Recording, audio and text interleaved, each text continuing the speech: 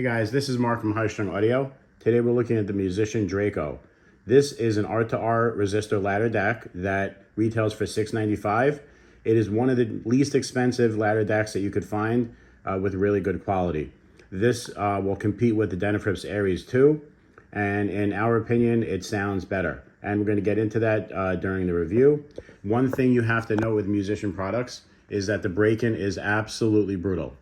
Now I'm going to make a statement. I want everybody to pay attention because this is real and it's something that you should take serious if you're going to buy this. Now, a lot of times when companies send me products to review, if I don't like the product or it's not doing it for me, I just send it back and I don't do a review. I only review things that I would purchase myself or recommend other people to purchase. So when I first received this, I was kind of surprised because the distributor told me that this product was reviewed by another online reviewer. And so I assumed it was broken in. So when I actually started playing it, it sounded lousy, really, really bad, almost to the point where I just really couldn't listen to it. Being a curious person, I decided to be stubborn and I ran it for, I don't know, 2 weeks, maybe 2 to 3 weeks. I put about 300 hours on it. And when I came back, I was very surprised on how much better it sounded. Not only did it sound better, but now it sounded great. The difference between a Musician Audio before break-in is night and day. If you buy one, when I say 300 hours, I mean every bit of that 300 hours. So anyway, let's get into the review. So with 300 hours on this thing, this is something of a special DAC. I actually like the way it sounds better than the Pegasus, which is the more expensive brother. And the reason is because this, although it's a cheaper DAC, and like for example, the casing is cheaper, and I think some of the filtering is missing from over the Pegasus. So it's a more direct sound, more like raw type of sound that's coming out of this, which is what I like. I don't like filters. I don't like filters in my speakers. I don't like filters, in my DACs if they're not done correctly, and I really don't like them in anything. So, for example, when I personally build speakers, because I build them, I usually go for a low order filter design because you're using less components and there's less problems and less filtering in the music. So when you have that, you have a much more pristine audio sound, and the Draco is that type of concept.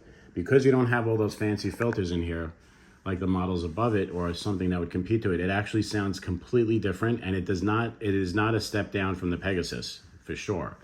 So so when you have a DAC like this, so putting your source material is super critical. If you're putting on things that aren't recorded well, you're going to hear it with a Draco. Where the other DAC, like the Pegasus or other types of DACs, like a Denafrips Aries 2, will smooth those things out, and it'll kind of like mask any deficiencies in the sound. This will actually just let what's coming through. So the better source you have, the better cables you use, the better output you have, you're going to get much better results, in my opinion, with this product.